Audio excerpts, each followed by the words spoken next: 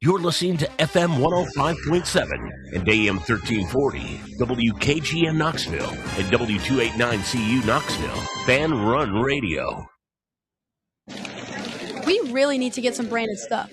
Shirts, hats, promo items, something professional. I mean, we could just find a website and order a bunch of it ourselves. You could, but you're taking a big risk. You don't know the quality, the fit, the timeline. It's a roll of the dice. Yeah, I guess. But isn't that how everyone does it now? Not the ones who actually care about how their brand looks. Look, if we're putting our name on it, it needs to be done right. We need SM Athletics. SM Athletics? Yeah, they specialize in working with businesses like ours. Apparel, hats, promo gear, but real, customized stuff. They actually care if it turns out right. Probably a lot better than getting stuck with 100 t-shirts with crooked logos. Exactly. Plus, they'll walk you through everything. Sizing, colors, material, so it matches the image we're trying to build. Makes sense. What's the name again? SM Athletics.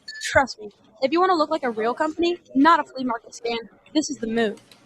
If you're serious about your brand, work with people who are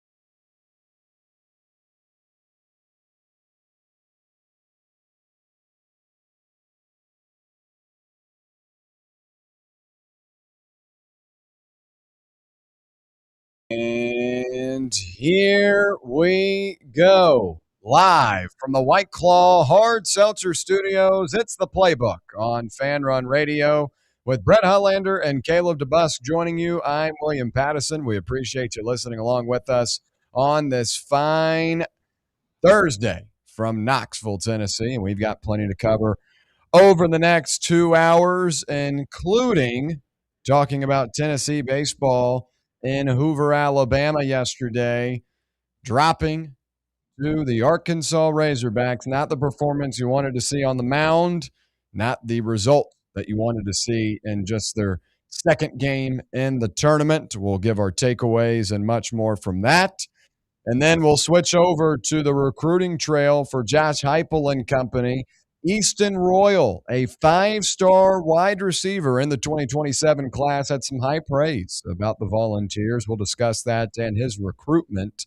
And then in hour two, we'll switch over to an interesting article published by ESPN in which they were giving kind of doomsday predictions for each coach, or a question that could linger for each coach heading into the 2026 season. And Josh Heupel's had something to do with maybe getting fired, being on the hot seat. We'll discuss Josh Heupel heading into the 2026 season and that article from ESPN in hour two. And then we'll also pivot over to the action in the association, the NBA.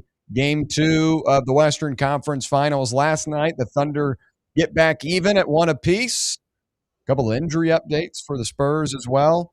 And then we'll get you ready for the Knicks and Cavs Game 2 tonight inside Madison Square Garden. We'll wrap it up with our final thoughts.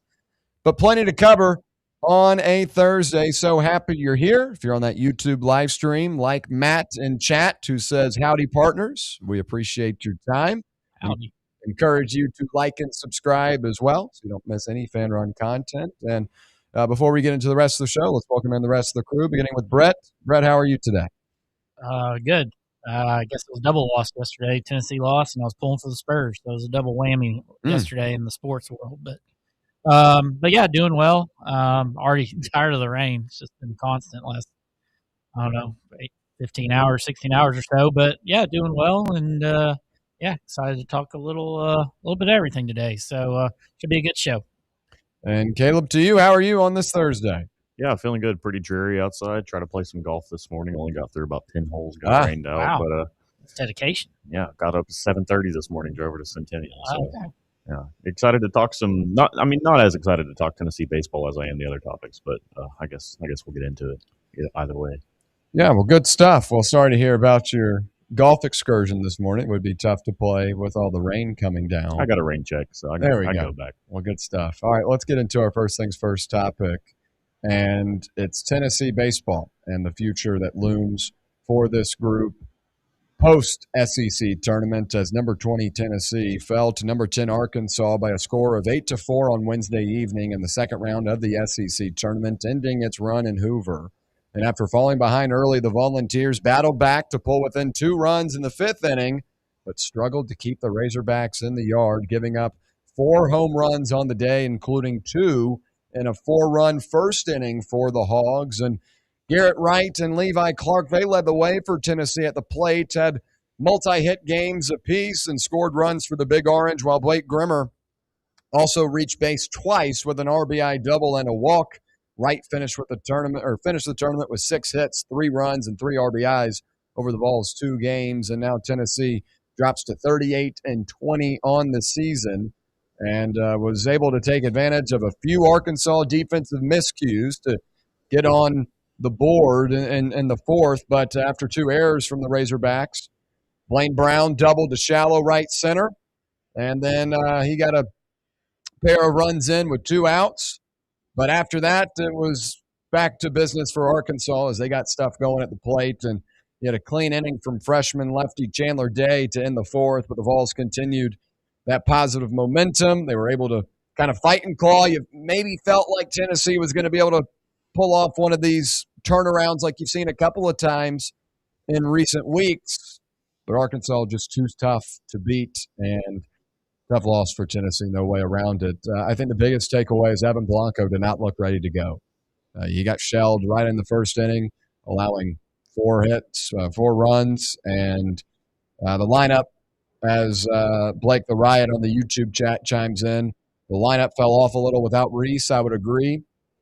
Reese Chapman unavailable for both games in Hoover due to the freak accident that occurred on Monday. A line drive struck Chapman in practice, and he returned to Knoxville, but there was some optimism he would be able to return in the tournament, as we discussed yesterday. But now it seems that you're going to have to wait till postseason play to see him again, but we'll talk more about that here in a moment. But overall, for me, my takeaway, Blanco got shelled, did not look ready to go on the limited amount of rest that he was given. I would have probably gone with Tegan Coons. Coons would have had 6 days of rest. You at least could have gotten through that game. I get it. You were kind of anticipating a matchup with Texas, but I would have gone with Coons. I would have gone with your normal rotation in the course of a week, and I thought Blanco kind of got stood up right off the bat, and no pun intended, many hits or many balls went off the bat into the outfield as well. So for Tennessee now, all you can do is wait, and you await your future for the NCAA Selection Sunday, which is, or I guess not Selection Sunday, the Selection Show, I should say, and you figure out where you'll go. I think it's Monday. It's on Monday. Yeah. Doesn't have a good ring to it. No, it doesn't. But Hattiesburg and Chapel Hill, a couple of spots that I've seen Tennessee pinned to. See where they end up landing. But, Brett, to you, your takeaways from yesterday. Yeah, similar to you. Blanco. But the thing is, Blanco, when he's been on a full times rest, he seems to struggle in those first innings. His last few outings have been that way. Our offense has been able to kind of overcome it, and for whatever reason, he gets off to these slow starts. His second and third innings weren't horrible, not like his first inning. But again, the long ball just kind of dooms us every time. I mean, most of all their damage done with the long ball pretty much, and just couldn't kind of overcome it. It was a decent couple of days for the offense. I mean, you went down there 15 runs and 23 or so hits. So your bats are still kind of doing pretty well, and things like that. You got some guy to work. Bo Rudy came in, got some work, kind of keep him finally tuned. He's kind of really come around from his early season struggles, pitching an inning and 2/3 and 3 strikeouts. So it was good to get him some light work and things like that. But it was just tough. You want to win, but at the same time you want Chapman to get healthy, get some arms healthy, and you prepare. It would have been tough to go through and win this. So just go ahead and get home, get rested, and get ready for wherever we're going to go. Hopefully Hattiesburg over North Carolina, but we'll see. It will be a tough challenge wherever we go. Caleb, to you, takeaways from yesterday. Yeah, I mean, it just looks like the same old song and dance every time we play this Arkansas team in baseball. I don't know what it is about them. It's the one monkey that Tennessee baseball has on their back. I mean, I didn't take a huge issue with the bats yesterday.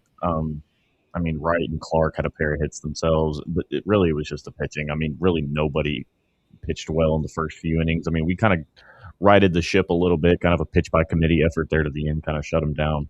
But damage was done already. We dug ourselves too deep of a hole to come back from. And I mean, Blanco, we've seen it before out of him. Comes out two home runs in the first inning is just 3 home runs in the first 3. It's just it's unacceptable. You can't have that.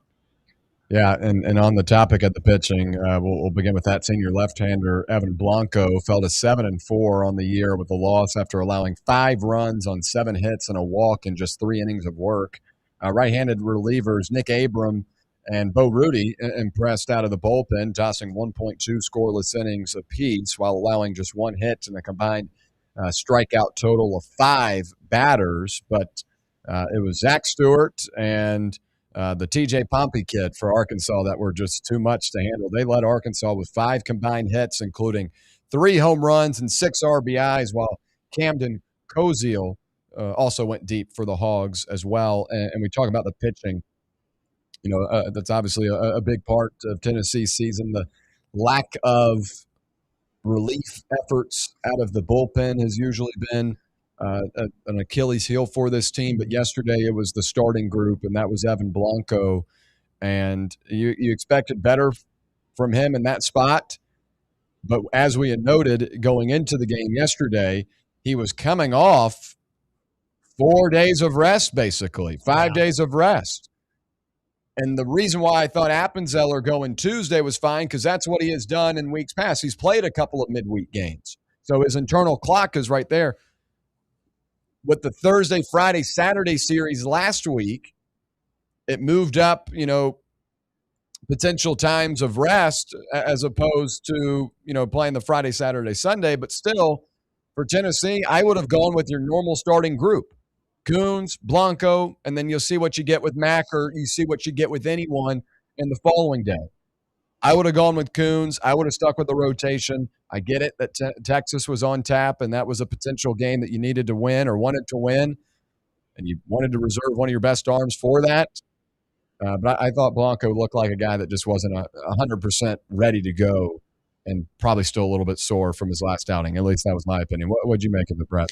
Yeah, I applaud the guy for going out there, and Elander said it. He wants the ball. He's a dog, and he wants to go out there and pitch. And to be fair, Elander's hands are tied. I don't know what other route he's supposed to go. Maybe the Coons route would have been better, but at the same time, Arkansas didn't even play yesterday, and they're still doing a bullpen game. You wish you had, maybe if like a Brady Frederick had proven that he could come out and do a job. He was a starting pitcher just up the road all season long and did a great job for ETSU. So maybe he could have tried that route and then gone to Blanco and worst case scenario or something. But it was a tough day, and it's not the end of the season, so you kind of brush past it. But I do applaud him for going out there and at least trying to give it his all. But you could tell he was lacking the velocity, and he was BP balls he was throwing. I mean, that ball was.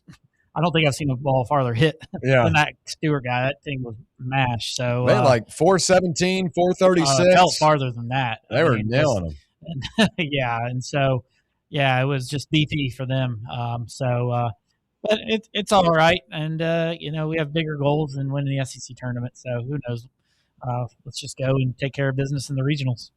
Caleb, to you, your thoughts on the production on the mound, and also I know you highlighted a little bit the production at the plate, but despite the woes on the mound in a normal outing, was the production at the plate enough to win a normal game if a Tegan Coons goes? I think it's depending on the caliber of team you play, it's enough. I don't know if it's enough to beat Arkansas. I mean, 8 hits, you would have liked to have more than 4 runs off 8 hits, but I mean, you can't really control what scenarios you're put in, where guys are at in scoring position, stuff like that. But I mean, hindsight's 2020, obviously, with Blanco. I mean, we all sat here yesterday and we're fine with the Blanco pick to go. I mean, we were more so expecting to kind of get this Arkansas team at a lower clip than what they performed at yesterday. Obviously, this is kind of turning into, if it's not already, a pretty big baseball rivalry between us and Arkansas. I don't know. I don't know what I think they just really wanted Tony Vitello, but sure. Yeah, it's turning into more of a baseball rivalry. It's that we're not winning. We're finding ourselves on the wrong side of this game more often than not. So I'd like to have pitched Coons and gotten this game, but obviously, like I said earlier, hindsight's 2020 because I just really want to beat this Arkansas team in baseball at some point. So yeah. Well, Tennessee will now await for its draw in the 2026 NCAA tournament, which is scheduled to begin on Friday, May 29th, at 16 campuses regionally hosted across the country. And the NCAA selection show, not on Sunday, will take place on Monday, May 25th, and will be televised at noon Eastern on ESPN2. So maybe while you're cooking the barbecue or putting down a bomb pop, tune into ESPN2 on Memorial Day for Tennessee's fate. And now we're at the point in the season where every game you play could be your last. And I think this group has improved in the last month of the season. I think Josh Elander has gotten more comfortable in his coaching philosophy. Go back to the earlier parts of SEC play. Elander had a tough job judging when to pull a pitcher, when to insert a guy into the lineup. I think the lineup right now, despite Reese Chapman not being available and noting that, I think the lineup is pretty good in terms of what you've got top to bottom. Obviously, Chapman needs to be back in that group. You missed him yesterday. But top to bottom, I'd say at this point in the year, it's the most comfortable you felt. In terms of the pitching, if Landon Mack gets healthy and is available to go, your 3-day rotation is going to be probably the best in any region you go to. And again, it speaks volumes to the type of team you have. It's one of the most talented ones in college baseball. So you're going to have the advantage in terms of the personnel. But now it comes into task 2 for Elander, and it's you figured out the regular season. Now it's the postseason. Are you able to make the controversial calls, the ones that you have to execute on? Are you able to make those decisions? Are you able to pull a guy in a timely fashion? Are you able to get this group ready, schemed up, ready to go against, a new opponent? You could possibly face 3 different opponents in a regional, right? So you have to know the personnel. You have to know the scouting report. This is going to be big for a first-time head coach with this talented of a roster. But I think there is still momentum. You didn't like the way yesterday went, sure. But I think this group is still riding into the NCAA tournament with some momentum. And wherever you land, you expect to have one of the better rosters available. Even if you go to Hattiesburg, even if you go to Chapel Hill, I think Tennessee's going to have the advantage on the mound in terms of your starting rotation. And I think in terms of talent, top to bottom, Tennessee's going to have the advantage there too. So I think there's momentum. I'm not giving up on this team. I think if you win a regional next week and you advance to the Supers, it's fair game. Yeah. It's fair game. And we've seen it time and time again. Murray State, for gosh sakes, took down Ole Miss last year. Little old Murray State, they play in a high school field, basically. Yeah, their coach cuts the coach cuts the lawn. Yeah. It's Paints the line. It's fair game in the postseason. What you did doesn't matter anymore. That was your ticket to get here. Now every game could be your last. That's got to be Tennessee's approach. I'm interested to see Josh Elander, how he handles it. Right now, what's your vibe, Brett, with this team heading into the NCAA tournament? That you're really only comfortable with one guy throwing the ball right now. Maybe Bo Rudy. But even side like Blanco, like I said, his last few outings, he's putting us behind the 8 ball. He's not having a clean first inning. He's giving up 2-3 runs and things like that. I love where the offense is. And I really don't know what Elander's supposed to do with this bullpen.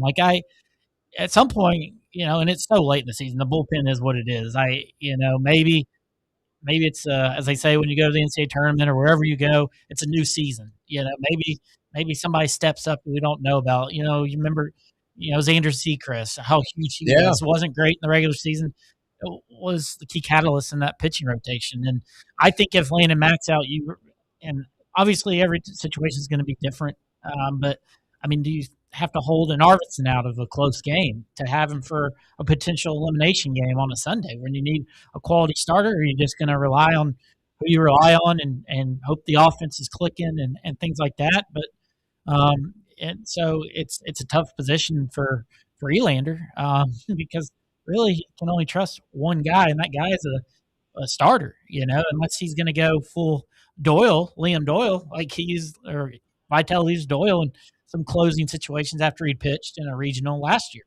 So maybe Coons is available in that way too. So, I think at this point you just gotta hope the bats are still clicking. You're probably not going to see as good a pitching in some of these regionals, and you win a regional, you don't know. You still might have an outside shot at hosting the Super. You don't know how the other brackets are going to go. So the regional is hugely important for a lot of different reasons. You want to keep playing, and but yeah, Elander just seems in a tough spot with who they're really trusting that bullpen and things like that. But I think it's ultimately comes down to what this offense can continue to do because you're going to need them more than anything with this weak pitching staff. Caleb, to you, what's your vibe with this team? I mean, talent-wise, obviously your ceiling is going to be an Omaha appearance with just the talent top to bottom of this roster. Realistically, I think the ceiling for this team is a super regional. I think if we get to the supers, unless we just play somebody like a 3 or 4 seed who just happened to miraculously upset they're in their region, I don't see us getting past a super because it comes down to pitching at the end of the day. I mean, hitting top to bottom, we have one of the best lineups in the country easily. There's really no question about that. But then when you get down to pitching, I mean, you look at the talent that we had on that pitching staff in 24 when we won the title, and it still took every bit of luck that we had to win that national title. I mean, we don't have an Aaron Combs throwing 40 pitches one day and then coming back and winning you a title the next day. We don't have a Kirby coming out of the bullpen this year. We just don't have the horses in the bullpen, and I think that's ultimately going to be our downfall. As Blake the Riot adds in on the chat, and this kind of echoes a little bit what you were talking about, Brett, of these characters that come in to the postseason kind of unwritten, not a whole lot to them, and then they end up being really impactful, like a Xander Sechrist. Yeah. Xander Sechrist was a huge part of that season. So now you've got a couple of guys that have shown some promise. And Blake the Riot on the YouTube chat says, I think Will Haas and Nick Abram have shown some promise as of late. And I think that's true because at this point in the season, these guys aren't freshmen or these guys aren't first-year players or first-year starters. These guys are, they've got a full year under their belt. They might as well be sophomores or second-year players. So at this point in the year, you've accumulated a full season. You should be playing your best baseball. This should be the best version of you at this point in the year. And I think with guys like Abram and Haas, you could see those guys like a Xander Sechrist, like a Kirby Cannell, even though Cannell was kind of established already. But you get the point here. Guys that can come out and maybe have a couple of moments, may give you a couple of innings. And you need that type of stuff to get to to get to Omaha. Because every team that makes it to Omaha, it's either they run through everyone because they're just better, or they've got a couple of moments that get them there. Mm-hmm. I mean, Murray State, they had a couple of moments that got them there last year, right? Tennessee in 2024, when you won the national title, in order to get to the championship game, you had multiple moments in Omaha alone. I mean, the ninth inning rally or seventh inning rally against Florida State. I mean, all like that. It takes those type of things to get to the final point in the national championship. So, again, in a super regional and a regional, a lot of different things can happen, and you're going to need a couple of guys to have some uncharacteristic performances that benefit you. Yeah. And we currently look at the projections. Baseball America has Tennessee number 2 in the Chapel Hill Regional, hosted by number 5 overall seed North Carolina. That would be the same draw as it is projected after the regular season, and that's where Baseball America had the Volunteers. 3 seed Eastern Carolina, 4 seed Binghamton would round out that regional. So it basically would be Tennessee, North Carolina, East Carolina. D1 Baseball has Tennessee as the 2 seed in the Hattiesburg Regional, hosted by the number 9 overall seed Southern Miss, number 3 seed TCU, and 4 seed University of Illinois Chicago on that list as well. So Hattiesburg, I'm cool with. I mean, you've had success against the Golden Eagles here recently. You went to Hattiesburg in 23, you beat them. You had them come in town in 24, you beat them. You eliminated them both times. Yeah. So I'm cool with going to Southern Miss. I'm cool with going to Chapel Hill. I'm cool with going to North Carolina. I think they got a good baseball team. and they've had And you one. don't know you're going to play those teams. And you don't either. know, yes. Yeah, Yeah. and you might not even play them. One year we were at home. We thought we were going to get Chase Burns coming Yeah. in here, and it ended up being Yeah. like Evansville, Yeah. or somebody like that. So you really don't know. You're either going to play like a. I don't like the Southern Miss one, according to D1 baseball, just because TCU is a proud baseball Yeah. team. They're a known team. I think that's so that would be, and obviously every team's different, but just that sounds a little trickier than what you said the other one was, even though North Carolina's a higher seed than Southern Miss in that version. But I don't know. But yeah, I mean, you obviously want Southern Miss. You have success down there and all that. So we'll see. I'm more caught up on playing East Carolina game 1. I don't like that at all. No, North Carolina one. So it'd be either TCU or TCU. East Carolina, and these are just projections. Keep in mind, folks. Well, let's say this. Will, do you think this team is better than 23? I think it was the 23 team. Is that the one who went to Clemson? We went to Clemson, beat them, and we beat. That team was dang good. I think in terms of talent, is right there. Yeah. Talent, it's right there. Pitching's not there compared to that one. Pitching. I think your starting pitching is comparable. Now the bullpen is not.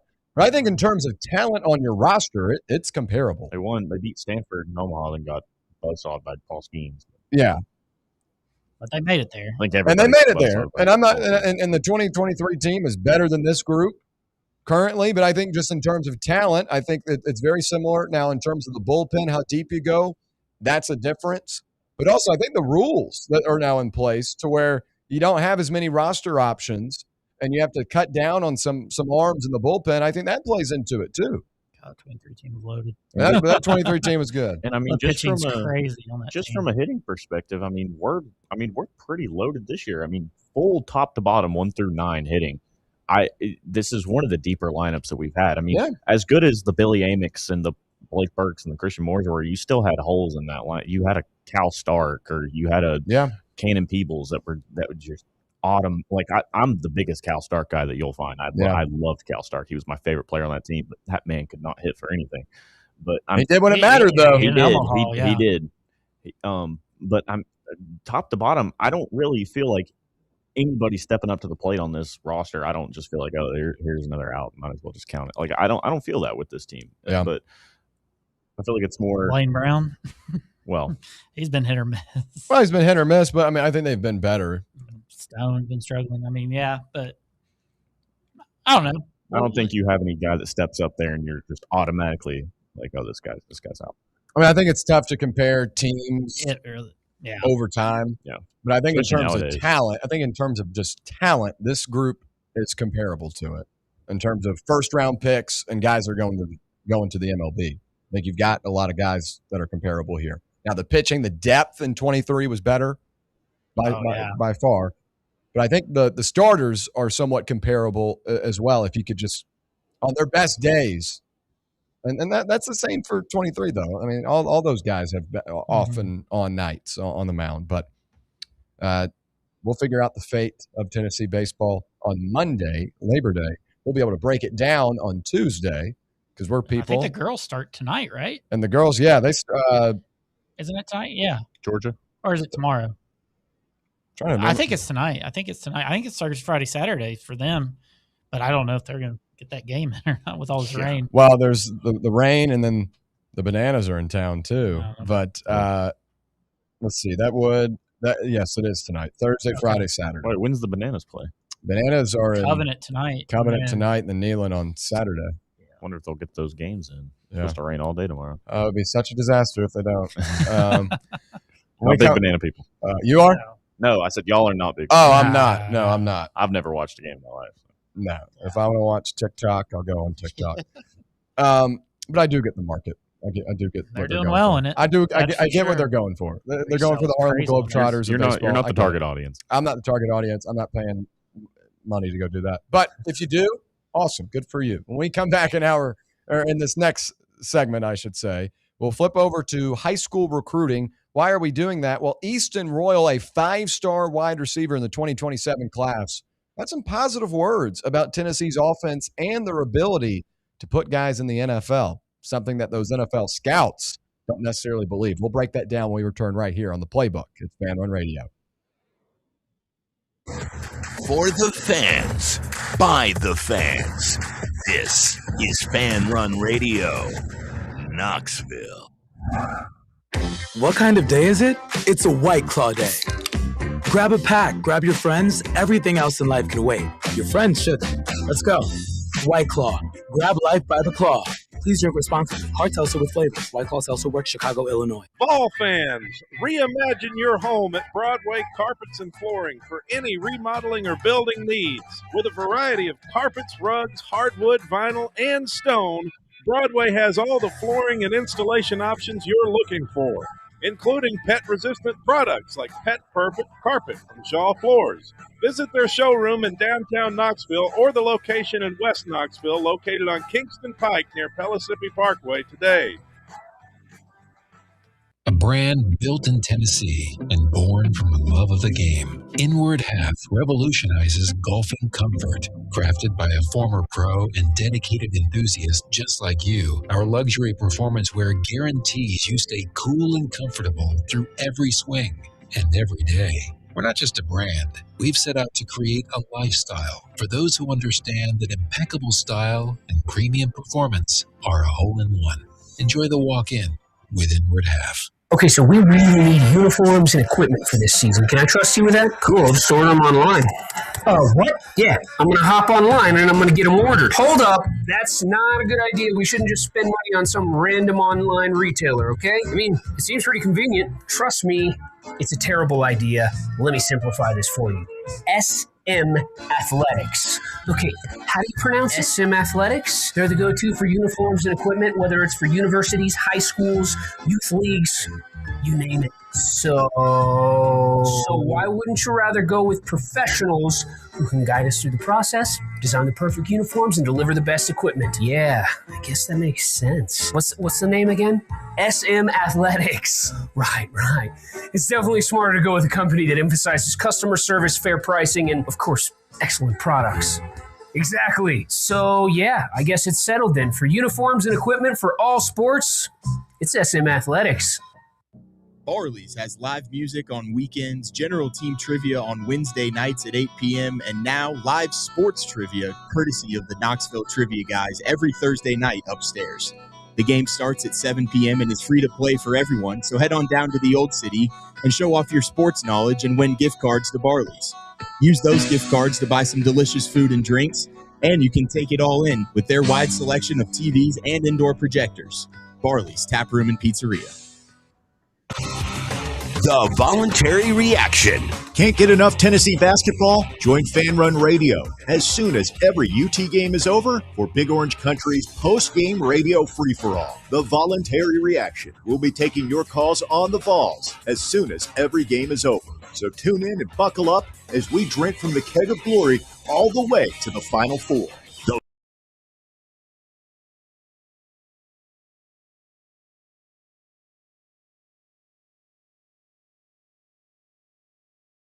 With us on this fine Thursday from Knoxville, Tennessee, whether you're listening on the free Fan Run Radio app, 105.7 FM or 1340 AM here in K-Town on the local dial, or on the X/YouTube live stream. However you're listening or watching, we do appreciate your time. And let's flip over to the recruiting trail, and we'll talk Easton Royal, a five-star recruit in the 2027 class. He had some positive things to say about Tennessee, but we've also got some positive things to say about SM Athletics. If you have any jersey needs, apparel, sporting goods, whatever it may be, make sure you contact SM Athletics. Great customer service, great quality, everything you need in the sporting goods industry. Contact SM Athletics for more information. All right, Easton Royal, one of the most important pieces in the 2027 class because he's the best at his position. The number one wide receiver in the 2027 class, officially visiting Ole Miss, LSU, Tennessee, Florida, and Texas. And he's currently a Texas commit, but there are a lot of schools vying for his talents, and the five-star prospect aims to make a final call on whether to stick with the Longhorns or flip in June or soon after. And programs like LSU, Florida, and Tennessee have all given Texas a run for their money for the number 4 overall player this spring. And this is all from an article by Rivals that was published earlier today.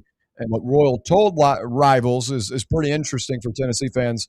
Quote, only time will tell, honestly. And that was in reference to when he is scheduling out these commitments, scheduling a commitment period. My mind is different every day, he said. But each of these SEC contenders has hosted this blue chip guy for the spring or the summer, and the recruiting trail is heating up for Tennessee regardless. But for guys like Eddie or Easton Royal, there is going to be a lot of competition, and it's certainly picking up speed. And he talked about his options.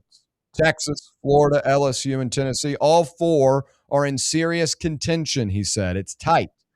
Every time I think about other schools, Texas just somehow always re-solidifies my commitment. And I wonder what he means by that. But the 5-star wide receiver logged his first visit to Knoxville in March and highlighted it as one of his best experiences of the spring, saying, quote, the biggest takeaway I had was the time with Coach Pope. Tennessee is one of the top 3 at producing receivers. And I saw the statistics before he got to Tennessee and how he develops receivers. And this was talking about Coach Pope. Quote, they've had 800-yard receivers, Bolitnikoff winners, draft picks.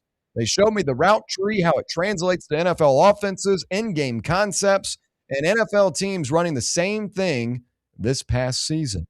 It's the University of Tennessee, he went on to say, and it's like a pro team around there. Everything there is the University of Tennessee. Some pretty strong words from the 5-star wide receiver. And, you know, we've talked a lot about David Gabriel Georges, the 5-star running back out of Chattanooga, Tennessee, Baylor School. Big target for Tennessee, one of the most important, in my opinion. But for Easton Royal, this is another playmaker.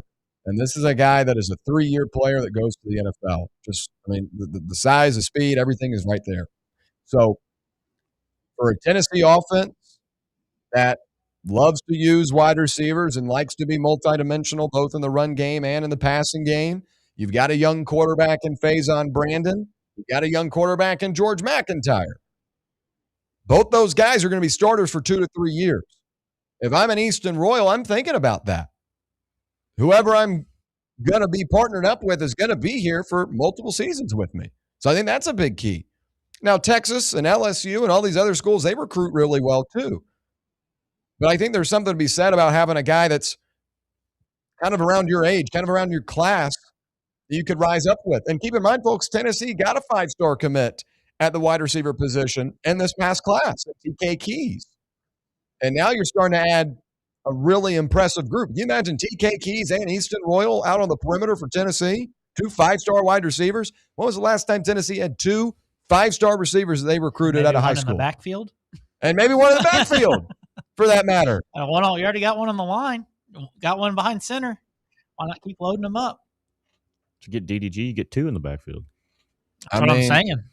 And you already got a couple on the offensive line. Gabriel Senda was highly recruited. David Sanders. Yeah. Don't get me fired up, Will. All this 5-star talk. I mean, it's fun to talk about, but at least for Royal, what do you guys make of his quote talking about Tennessee being a pro-style group? Because you look at the NFL scouts and the people that are talking during the draft are all, Tennessee, no, that's all run and gun, that's veer and shoot, that's not what the NFL is. But Chris Brazzell was pretty open about it recently, saying that every route I've run at Carolina so far is what I ran at Tennessee. So this is kind of, again, another example of Tennessee is NFL ready for offense, not like a lot of people like to put out there. So, Brett, to you, what do you make of Royal's comment here? Do you think that provides anything in his recruitment here? Yeah. I mean, obviously he thinks highly enough of us to include us in his top 4 or 5, whatever you said. Again, you're in there with the big dogs, and you've proven to go toe to toe with them, especially when it comes to the wide receiver position, and things like that. So, this is exciting. This is the kind of prospects you want to be dealing with. None of those 3-star guys, and these are what wins championships, and you want to build for the future as well. If you do well, these guys stick around longer than going to the portal and maybe only having 1 year. So to develop your guys and things like that, this guy seems to have maybe a little different skill set than he's a little smaller than TK and things like that. So he might be a little more versatile, can do more things with him. So he realizes some of the slot receivers we've had, what we have now, he likes that. And I think this kid would fit in seamlessly, and he's a possible start from day one guy. And this is promising, and we'll see if we can land this one too. Be a big fish as well. I was trying to look up if this was Eddie Royal's son. Is it? It's not. At least it doesn't seem that way. But you don't usually see the number one receiver in classes be 5'11", 200 pounds. Normally they're, what TK Keys was, the 6'2", 6'3", big receiver. So, but I Staley's probably about that size and things like that. So yeah, this would be a big time get for sure. This almost be a bigger get than DJG, just on the, depending on what site you look at, he's top 5 in the country. Well, the speed is really the big thing here. Speed. This is a guy that ran a 10.26 in the 100-meter dash in his first meet of his junior season this past year, and is a 5A silver medalist in the 100-meter dash. This guy's a speedster. Like a Malachi Tony or something out there. I mean, you want to last year as a junior, he gained 2,095 all-purpose yards and scored 29 total touchdowns in the high school ranks. That's 5A. That's 5A in Louisiana. It's big time football down there. That's the kids can play. That's not football. Arch Manning playing 1A. Yeah. No, so he's 5'11" and a half. You get 6 feet, but 6 feet 200. Yeah, he's a speedster. If he takes the Diego Pavia method, he can list himself at 6'2". Yeah. So Rivals has him ranked differently, but 24/7 Sports Composite has him an 8th nationally, 2nd wide receiver, number 1 in the state of Louisiana. Caleb, to you, what do you make of Easton Royal, and what do you make of his comments, specifically talking about Tennessee's offense and how it's evolved? Yeah, I feel like it's nice to finally get some recognition from people that actually know what they're talking about, because I feel like a lot of times when Tennessee's offense gets brought up, it's just like, oh, they're air raid, they throw the ball 30 times. It's just like, it's nice to get some actual recognition, because this offense is a lot more complex than people give it credit for. I think people a lot of times just think we just drop back and just chuck it up every play, and we don't. The offense is a lot more intricate than just air raid type offense. And as far as he goes, just as a recruit, I think if we want to compete for titles like we're wanting to under Heupel, these are the kind of guys you got to get. You got to go get a TK Keys or a Faison Brandon or a DDG or it's not super complicated to tell that these teams that contend every year, Alabama's, your Georgia's, your Ohio State's, they don't go out and get 60 guys in the portal every year. They recruit high school and then they plug holes with the portal. That's the proven method that we've seen with the portal, and that's the concept that we have to adopt with it as well. I think high school recruiting first and then plug needs with the portal. I don't think you need to rely on the portal. I think you're much better suited to get a guy on campus for 2 to 3 years and let him develop, and then assist around him with portal additions. And I think that, one of the things we discussed earlier in the week was kind of what you're talking about, Caleb. Portal, high school. How much do you want to weigh both? And I think what you're seeing in a couple of these commitments, especially a couple of these in-state guys, because when it comes out that Tennessee missed on an in-state kid, the pitchforks come out. Oh, how does Tennessee miss on a kid down the street? How does Tennessee miss on some 3-star from Covington? But I think it's okay. I don't want to pay a 3-star from Covington $400,000 just to sit on the bench and not play. I think what you're seeing is Tennessee's trying to value their budget and go get guys that can play right away and play for the 2026 season or the 2027 season. You still want to prioritize high school recruiting. But I prioritize high school recruiting through offensive linemen and defensive linemen. Your quarterback play is obviously really important as well. But everywhere else you can kind of piece together. But if you have elite talent that is interested in you, like like an Easton Royal, like a David Gabriel Georges, then you go after those cats. I like Hassan Bowman a lot too, out of Belmont, or not Belmont, Brentwood Academy in Nashville. I'm okay with that type of stuff. I don't want to overpay for some 3-star that's going to have to take development.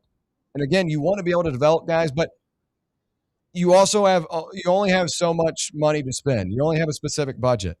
And I think a lot of Tennessee fans would be frustrated to learn that an X amount of money is going to certain guys that won't even see the field or won't play a meaningful down.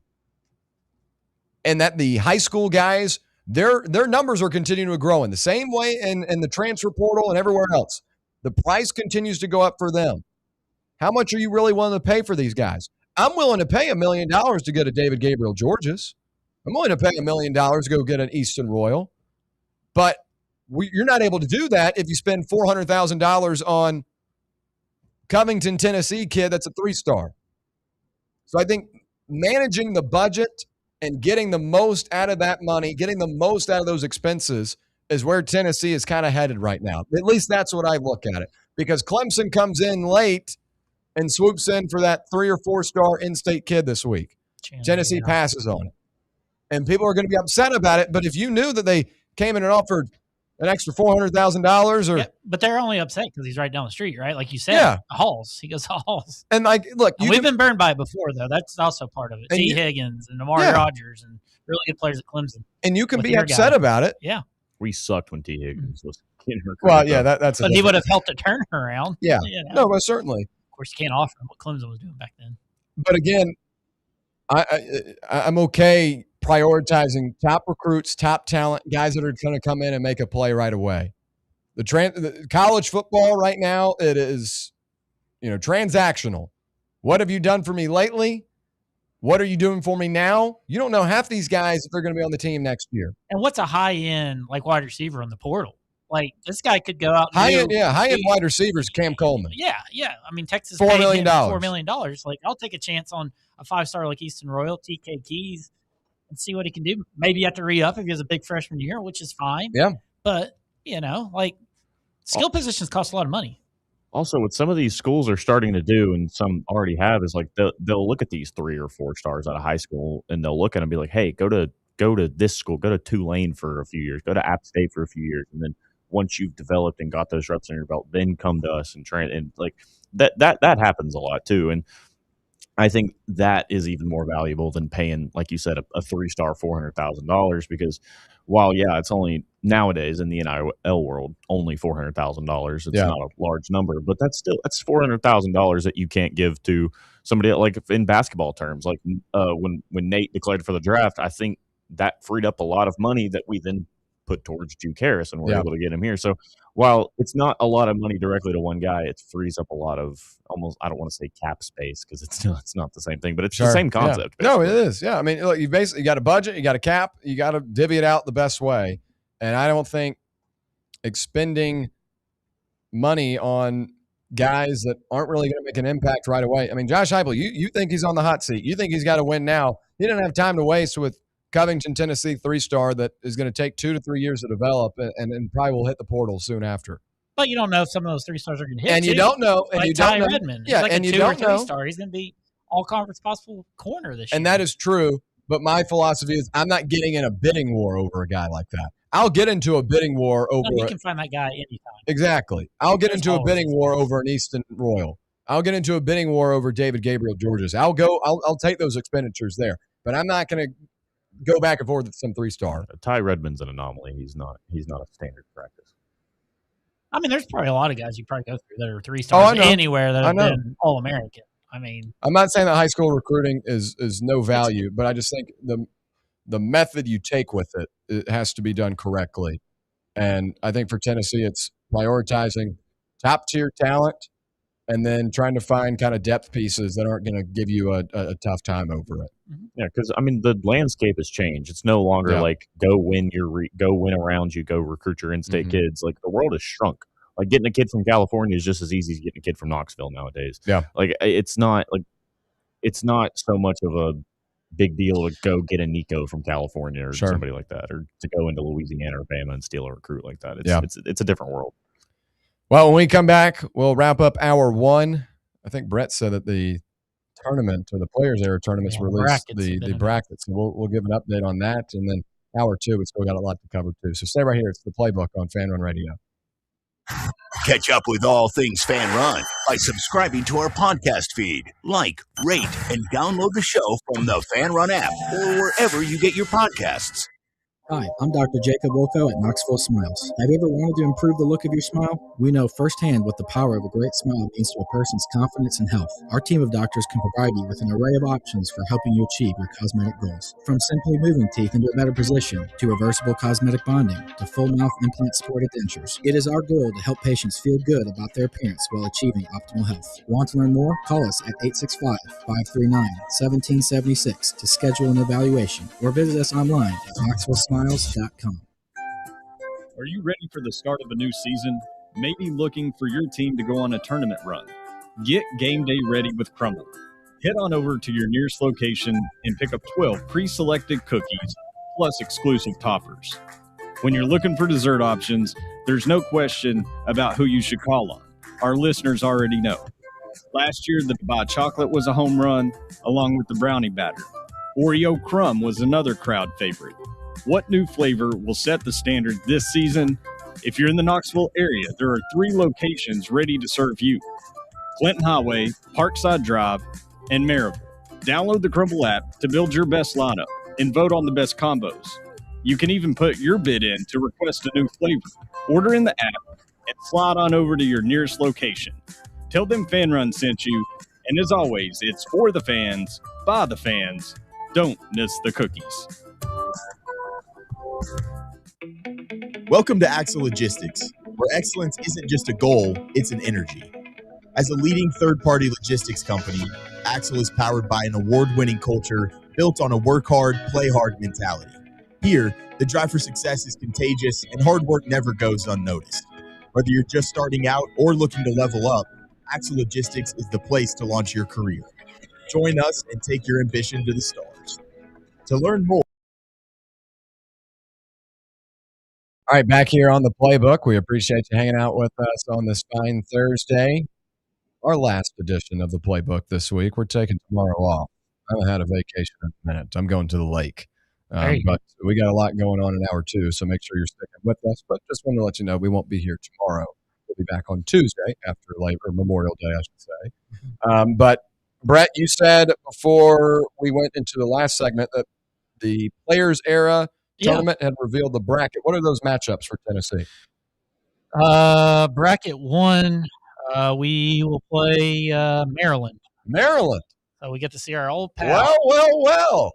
I wonder what he's thinking right now. Hey, Bishop? Think he's got an emoji out right now? Might have to go check his social media page.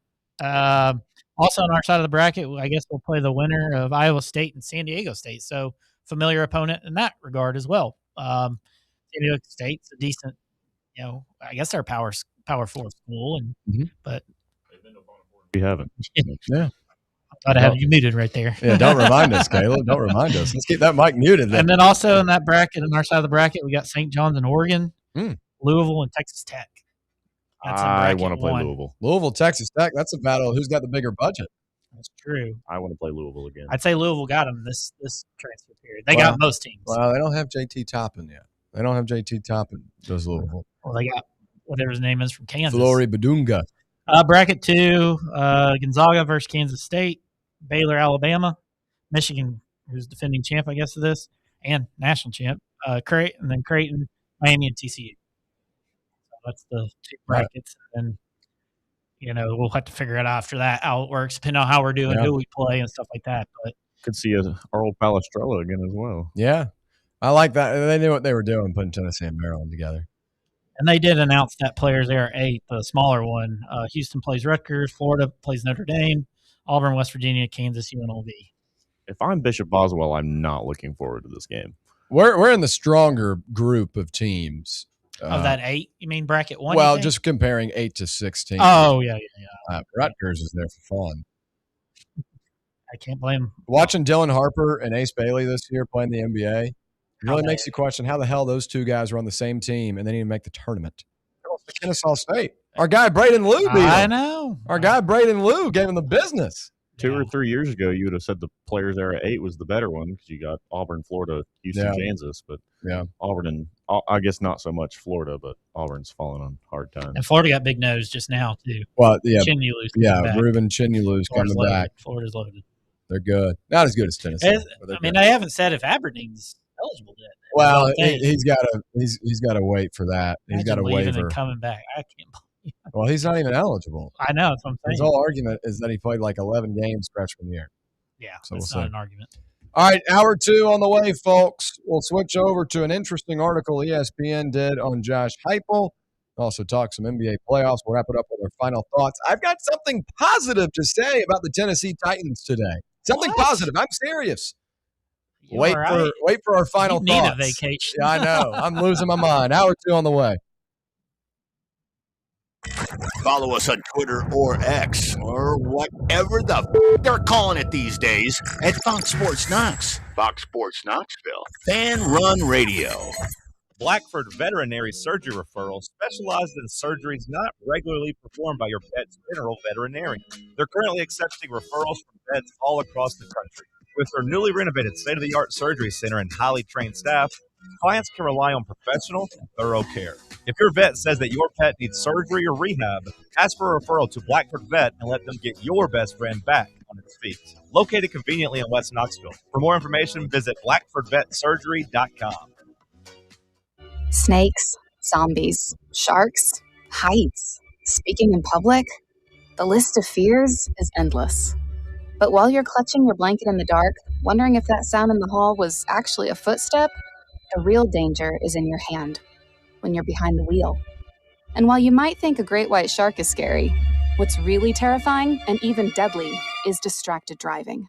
Eyes forward, don't drive distracted. Brought to you by NHTSA and the Ad Council. eBay Motors is here for the ride. Go ahead, feel your engine. Admire that perfectly installed exhaust. Your vehicle's moving along this freeway like it was made from fresh installs and a whole lot of love. With eBay Motors, you get over 122 million parts to keep it running. And with eBay Guaranteed Fit, they'll be the perfect fit every time. Plus, at these prices, well, we're burning rubber, not cash. Keep your ride or die alive at ebaymotors.com. Eligible items only. Exclusions apply. Running a business, coaching a team, planning your next big event, you need more than just gear. You need SM Athletics and Logo Solutions. Custom uniforms, branded apparel, promotional products, done right, done fast, and built to show off your brand with pride. From local businesses to high schools to major universities, SM Athletics is trusted by winners. Get real service, get real quality, get noticed. SM Athletics and Logo Solutions, where your brand comes to life. Visit smathletics.com and let's build something great together. In a world filled with deadlines and screens, sometimes we forget the simple joys of life, days filled with special moments. At Inward Half, we understand the essence of these moments. Feel the difference between our breathable fabrics and flexible apparel as you disconnect from the hustle and bustle and reconnect with what truly matters. Inward Half, simple luxury for on and off the course. What are you going to do with your old car? You can try selling it, you could junk it, or you can donate it to Heritage for the Blind. Your car will be towed away for free, and your donation is tax deductible. Just call 1-800-639-8620. Heritage for the Blind accepts cars, vans, trucks, and boats. It doesn't matter if your vehicle runs or not. It'll be towed away for free, and you'll be supporting those that need help. Heritage for the Blind is a nonprofit organization that helps the visually impaired live fuller lives. Call right now to donate your car. And as a special thank you for calling, you'll receive a free 3-day vacation voucher to many exciting locations. Call Heritage for the Blind right now. Call 1-800-639-8620. Donating is easy, and your vehicle is towed away for free. Plus, you'll get a free vacation voucher. Call now, 1-800-639-8620. That's 1-800-639-8620. You're listening to FM 105.7 and AM 1340, WKGN Knoxville, and W289CU Knoxville, Fan Run Radio.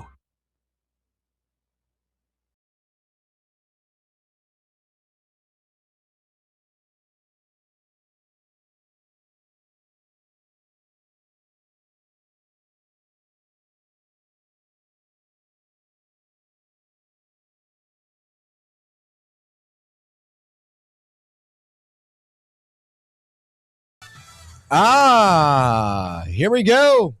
Hour 2 on a Thursday, live from the White Claw Hard Seltzer Studios. It's the Playbook on Fan Run Radio. Brett Hullander, Caleb DeBus joining you. I'm William Pattison. Great stuff in hour number 1. We'll continue it here in hour number 2 as we continue discussing college football with an eye on Tennessee, as ESPN put out a very interesting article kind of giving some predictions or questions for each coach heading into the 2026 season. And the one about Josh Heupel, a little bit interesting. We'll discuss. Also got the NBA playoffs last night, the Western Conference Finals, the Thunder taking out everyone on the Spurs team to make sure they get a win. Dylan Harper, what an interesting video they caught him. He's walking back. At all. He was running back. I know. He was ready to go. And all of a sudden, FanDuel walked in and said, no, back to the locker room. We got to let the Thunder win tonight. Yeah, that's crazy. Obviously, that's being facetious, but I saw a clip on I did online, see the same exact thing. And people believe it. That's how dumb people are. That's how dumb people are. People are like, I can't believe FanDuel actually, like, what? Yeah. Stop. So, but we'll talk Thunder, Spurs, game 2. And then we got game 2 tonight, too, between the Knicks and the Cavs. How many behind-the-back passes that result in turnovers will James Harden pull off tonight? A question that all are asking. Yeah, I'll wrap it up with our final thoughts. I've got some positive about the Titans. I'm serious. I was looking after that second break in hour 1. Something popped up on my screen. I'm a big fan of it. Is it about the team or is it about their plans for the theatrics around the Super Bowl? None of those. None of those. It's something related to new philosophy. So I like it. We'll talk. I think I know what you're talking about. Yeah. Okay. Well, no, I'm not going to say anything. No, but I think I could be completely wrong though. Sure. That is true. All right. Well, let's begin with segment 1 of hour 2, and that is hot seat Heupel ? Well, the college football news cycle and Talking Circus is always a year-round event, and right now we're entering into the prime of it. But with just 100 days until the start of the season, plus events such as conference media days and the coaches meeting and all of that, there's a lot of discussion right now available, especially, college football playoff, SEC, Big Ten, whatever you want to call it. We're in talking season. And ESPN released a monster college football article on Thursday morning to highlight the 100-day out aspect. The article included the top quarterbacks in the sport, the top freshmen, intriguing matchups, and more. But one of the most interesting sections was about 10, quote, wild predictions heading into the summer. Now, as the title alludes to, these aren't necessarily common or trendy, or they might necessarily believe these, but it's something they're watching for, right? And like you had on David Hale's list of wild predictions, that 6 SEC coaching jobs are going to come open at the end of the season. Now, Hale admits that while this seems like a high number considering the conference just has a half dozen jobs open last year, he also says it's not impossible. Now, he doesn't just give the 6 programs, but instead he goes through several teams in the conference that have some what-if questions. So there are some plausible ones. Kirby Smart hanging things up at Georgia at the end of the year was one of them he threw out. He even joked that Lane Kiffin could wind up living full-time on the moon. But then there were some serious ones. I was going to say. And that Josh Heupel played into it as well. Quote, the rumblings in Knoxville have largely been limited to the message board zealots. But what happens to Josh Heupel if Tennessee falters with an inexperienced quarterback and a tough schedule and ends up struggling to get into a bowl? Hale questioned in the write-up. And that he's implying that then Heupel would then be fired. I don't think Josh Heupel gets fired this year. I think he's got until the end of the 2027 year. I know that the quarterback situation is going to be talked about all summer, and we've been discussing it too. It's the most important position in the sport. You've got to have a good quarterback to win games. We know that.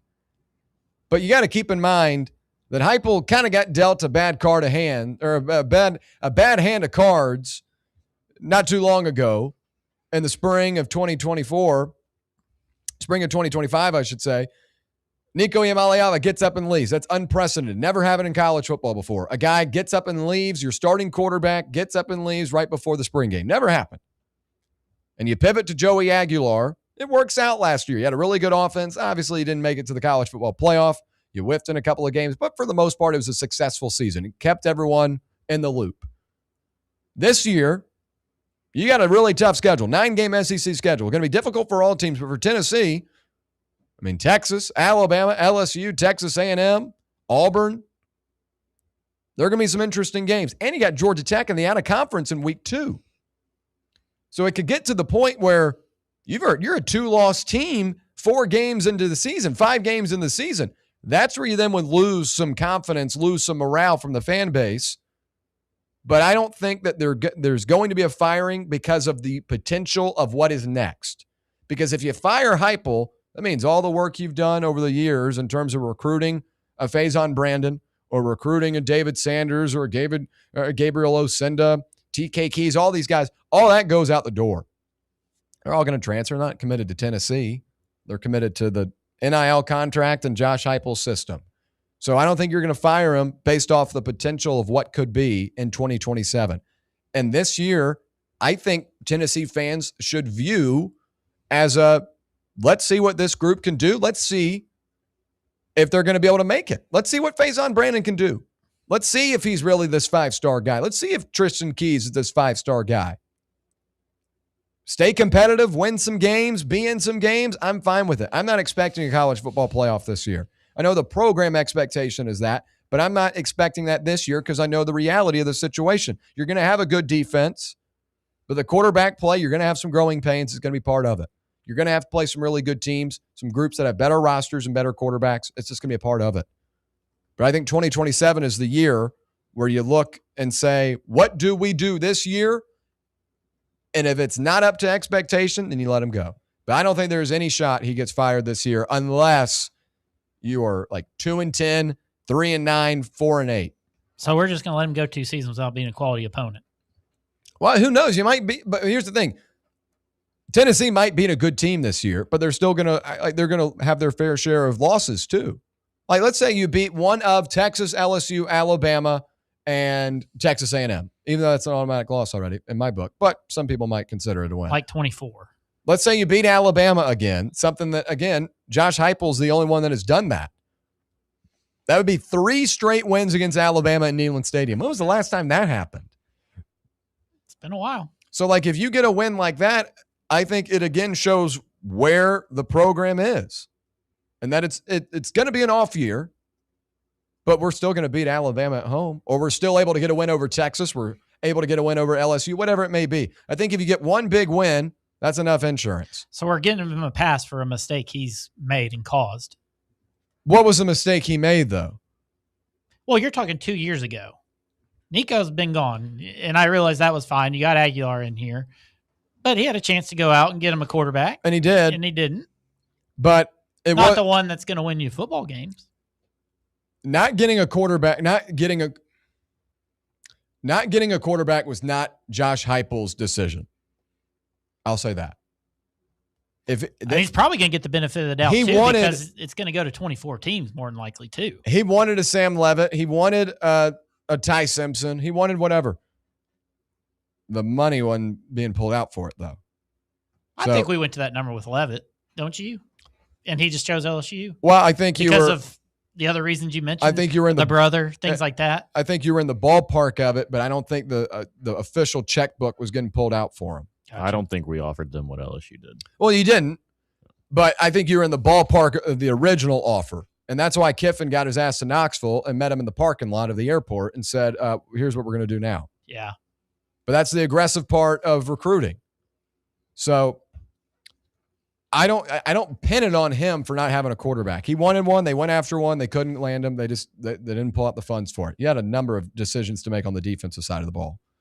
And I don't pinpoint not getting a quarterback solely on him. But like it seems like most fans outside of me are fine with a 7-5 season. Like they're just, it's a wash. We got a young quarterback. We're going to take our L's, but this guy's going to get another year. When we're going to get in the season, and it's going to be like, how bad was it last year? Like you didn't beat anybody. People were mad. Nobody gave him a pass because of Aguilar. Nobody did that. Like you're talking year 7. Yeah. Like especially when you see Cignetti go to a small team and flipped it in a year or two, like to where they're whatever they are the last 2 seasons. There's no reason. And you see Tennessee's 9th in, I know the numbers aren't totally accurate, but like you're the 9th most in spending money. Yeah. Like there's not that many excuses you can have when those other teams that are listed in that top 10 with you, we're going to be saying they're in this top 12 of the playoffs. Sure. So I'm with this David. It sounds like I wrote the article personally, but I'm more on his side than I am anybody else's, it seems like. Buck says in the chat, but Will, you repeatedly said that money wasn't an issue. I know I reiterated that a ton in the especially with the Jerrod McCoy money opening up. Well, yes. The basketball team, money was not an issue, and I repeatedly did say that. Now, for the football team, I'd have to go back specifically, but I don't ever think I said money was not an issue for all of the guys. I mean, you pumped out a ton of money in the portal period. You got a lot of defensive additions, but I think for Ty Simpson, I might have said the money would not have been an issue, but he clearly because you went and spent a lot of money on Jim Knowles. You went and had to not overpay because we'll see what the proof is for Derek Owens, but like maybe that's some money that could have gone towards. We got Knowles at a discount. I just what I'm saying is I don't think I explicitly said that landing Sam Levitt money would not be an issue. Tennessee was firmly involved and had a good offer, but they ended up, losing that bidding war. And you lost a number of bidding wars. So I really don't think Miami broke the rules for their guy. Yeah. Like I really don't think I said for the football team. Yeah. Money wasn't an issue for all the guys. But if I did, And who's to say that we didn't want to get in a bidding war with him because of who knows if he's even going to play? Well, and some people are saying Faison's going to be the worst quarterback in the conference. And then we got big issues. If that's the case. Well, I don't see that. That's just, one of those groups. I would have been fine with Kenny Minchie. I would have been fine. I would have liked Minchie too. But Minchie's a guy that hasn't played yet either. So that's a risk in itself. I do like Minchie though. So Caleb, to you, to give you an opportunity to comment on it. What do you make of this piece from ESPN? Do you believe that there could be a possibility Josh Heupel's fired at the end of the year? No, personally, just straight up. I think it's kind of, personally for me, I'm 21, so I've not seen the glory days of Tennessee football as a lot of people have. So growing up, I was used to getting our face beat in by Alabama, losing to Florida every year. But I don't know how you look at a guy like Heupel who came in here. He's won 2 in a row at home against Bama. He has a winning record against Florida. He has an amazing record at home. He wins you football games. I don't see how we don't give him a longer leash than this. I mean, like I've said multiple times here this week and last week, losing a guy like Nico is not a 1-year fallout issue. This is going to persist for this year and maybe even next year. I think we got to cut the guy some more slack. I mean, the only issue it's been 6 years. How much slack do you want? Well, it's been 2 years since the Nico thing. So I think the biggest thing for me is like one of the went to the playoffs with Nico. Yeah, but that was more so for the defense and the running back. But I say one of the bigger gripes that us as a fan base had with Heupel was Tim Banks and the defense, and he mitigated that, and he went out and hired the best name possible there. And I think right now the only personal issue I have with the decision-making Heupel has made is I don't think Halsley is the answer at offensive coordinator personally. I think a lot of people say that Golish left and took the offense with him. I think it's less of that and more as Golish was a much better offensive play caller than Halsley is, and Golish was able to take a lot of that pressure off of Heupel, and he was able to run the offense if need be. I think that's why you've seen a lot of, in this last season, you saw a lot of procedural issues and clock management stuff like that, because Heupel has so much more load to carry with the offense, because I don't think he trusts Halsey near as much as he trusted Golish. That's really the only gripe I have with Heupel at the moment. I feel like up to this point, every issue we've had with Heupel, he's mitigated I mean, he went and hired the best name possible, a defensive coordinator. That's why more of a reason he shouldn't get an excuse. He shouldn't. You got the best of everything. You're supposed to have a better defense. The one position you're responsible for, you didn't improve. You're going to get worse. But another variable that I think plays into it is now in 2026, the transactional relationship with schools and coaches and fans and coaches of, what have you done for me lately? What have you given me lately? And, I know you have to adapt to things over time and things change.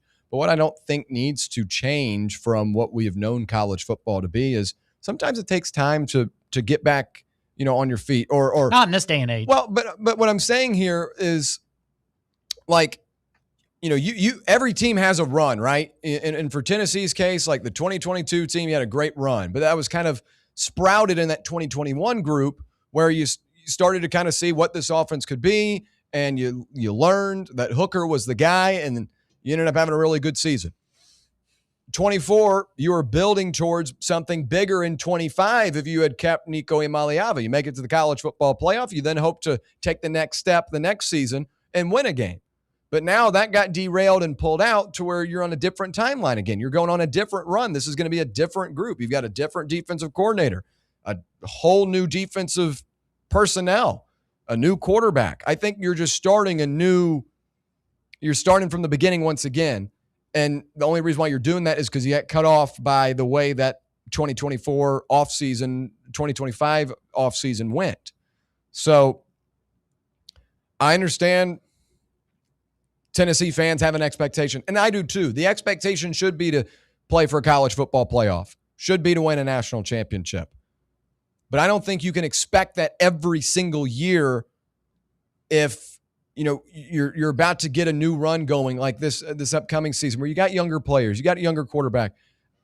I've said time and time again, young quarterbacks don't win. I think it's just you're setting yourself up for expectations too high if you say that Faison Brandon, a 17-year-old, has to lead Tennessee to a national title game in 2026. I think those are just too lofty of expectations. But I think it's okay to say, I want to see what the kid looks like this year.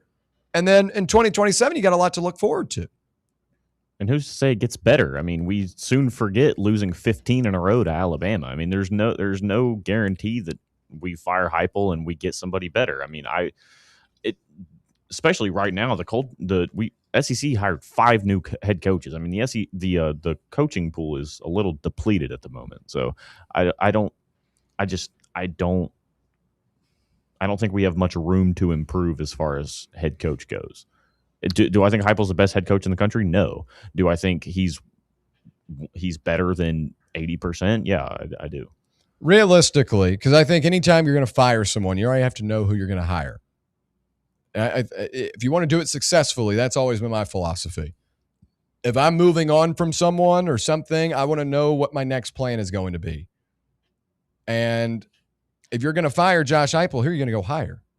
Not even Alabama had that plan, though. Well, but his was that's a retirement. Michigan, I mean, same thing. They didn't know. They hired within at the time, well, Sharon Moore. Saban was a retirement. Sharon Moore was a firing because of, that kind of, like, if Tennessee... He got fired before all that stuff came out. I know. No. Did he not? Sharon Moore got fired with cause because of all that. Mm-hmm. And they dropped that on him. But if you're going to fire someone that isn't getting in trouble like Sharon Moore, then you're going to have to, that's methodical, that's thought out. You've got to know who you're going to hire next. And who is that out there? Are there those options? Because if you fire Heupel, a guy that's already led you to a college football playoff in Knoxville, has already given you a Heisman Trophy caliber quarterback in Hendon Hooker, has beaten Alabama every, back-to-back seasons in Knoxville, are you finding a coach that's able to do that on a bigger scale? And that's the risk you run, because if you go the G5 route, might be really successful at Troy. Does that mean he's going to be successful at Tennessee? If you go the coordinator route, it's kind of a lateral move, because I think Heupel's a really good coordinator already. So unless you were to go out and hire like Dabo Swinney, or you're able to land like a Kenny Dillingham, like either go the young up-and-coming route or like the established guy that's on the way out at his current place. But outside of that, where do you really go? The only thing that I would be semi okay or happy with is if we went out and hired somebody from a already Power 5 successful program like Penn State did and go out and hire Matt Campbell. That's really the only scenario that I would be like, yeah, okay, it was his time to go, because no part of me wants to go hire a head coach from Tulane or Appalachian State. But I just don't think it's realistic. I think the biggest issue with Tennessee fans is their head gets too big about what could possibly be. If Tennessee were to fire Josh Heupel, the names on message boards from Tennessee. You don't want to keep going 7-5. I know. Well, but you haven't gone 7-5.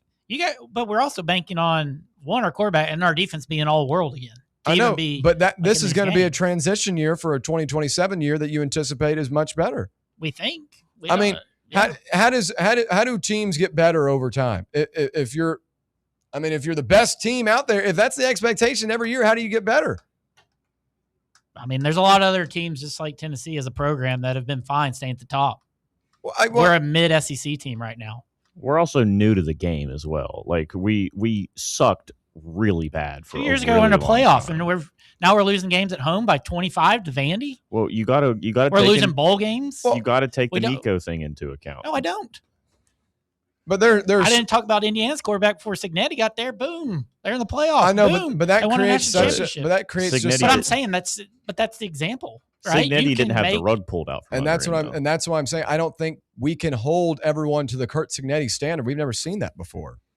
I'm just saying it can be done. It can be done. The losingest program in the history of college football is now at the top of the world right now. You can most certainly point to Kurt Signetti in Indiana, but I think that's an anomaly. We've never seen that done I just don't before. want to go 7-5 and lose 3-4 home games again. That's a joke. That's not a good program. But you're not going to have the team to do that, and I think you just have to accept that. I can't. Does Tennessee have a better team than Texas? No. But there's nothing you can do about it. And you get the most out of this year. And then in 2027, you hope to have a better team. You hope to have a quarterback that's established. If Barnes has been to 3 straight Elite Eights as a basketball coach, yeah, that's the expectation Tennessee football should have. Barnes doesn't have a problem changing the whole team around. Our expectation right now is Elite Eight, Final Four, National Championship. After a year, his whole roster is gone. Yeah. Why is that not the expectation for a football school? Barnes has been here 11 years, though. It's still an excuse. I think the basketball portal and the transfer portal or every year it's been different from Barnes. Football and basketball are two really different portal cycles. I mean, they're 4 or 5 times the names in the football. People tell me it's hard as heck to get to an Elite Eight. Not many programs can say they've been to 3 straight Elite Eights. I agree, but basketball, if you have 1 to 2 really good players, you're going to beat a lot of teams. In football, if you have 1 to 2 really good players, you could still end up going 4-8. I just think, basketball, it's a different roster. If you don't have you can have a really good offensive line. Maybe you can run the ball, but if you have bad defense, you're not going to win a lot of games. It's just roster. Comparing Tennessee basketball and football expectations, sure. But in terms of the roster and how they're forming in each year, I don't think that's fair. The football portal and basketball we would portal, agree this roster outside of the quarterback is a playoff team, right? Outside of a quarterback, everybody tells me how great this defense can be, how good our receiver is, how good our offensive line is. So if it's a playoff team outside the quarterback, how is the Nico situation not a factor here? Because I feel like if Nico were still here, I think this is a playoff level team. Yeah, so if Heupel doesn't get the rug pulled out of him with the Nico situation, we're having a completely different conversation right now. But also, he could have paid him $2 million more, which had been chump change in today's game. I think it's a precedence more than a dollar sign thing. Nico's an issue. Yeah, you can't let a kid come in there and lock. He can't just stuff you in a locker like that. You can't let him do that. I think an 8-4. You guys are way too nice. You guys are I'm not nice. way I'm too nice. I'm just real. If you think I'm not 7 expecting and 5, a championship you're this year. 2 more years. 2 more years. Yes, which is crazy. Because he's led you to multiple 10-win seasons. He's given you the most success you've had in decades. I just remember losing to Alabama 15 years in a row. When was the last time Tennessee, before Josh Heupel arrived, when was the last time Tennessee was really good outside of 2016?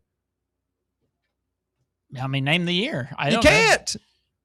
Because it's been before I was born. Why are we going back 6 years? Because when this game has changed to where it's a year in and year out sport. Because you're not going to be the best team in college football every year.